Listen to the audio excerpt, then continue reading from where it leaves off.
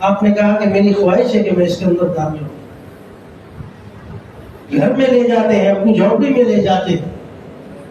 جا کر پہنچتے ہیں اور دیکھتے ہیں کہ صرف ایک مسلح، پوری جھونپڑی کے اندر صرف ایک مسلح رکھا ہوا ہے اور ایک کٹورا پانی کا رکھا ہوا ہے، اور اس کے اندر کچھ خشک روٹیاں ٹکڑے کر کے ڈالی ہوئی.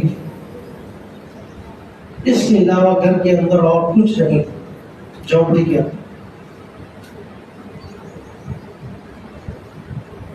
فرماتے یہ مسلح ہے، اس پر میں نماز پڑھتا ہوں اور اسی پر آرام بھی کر لیتا ہوں. اور یہ ایک پیالہ ہے جس کے اندر پانی ہے.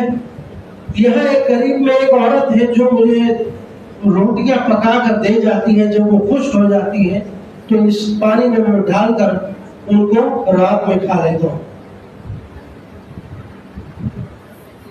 پوچھا تمہارے گھر میں یہ آسائشیں، یہ سہولیات کیوں نہیں رکھی؟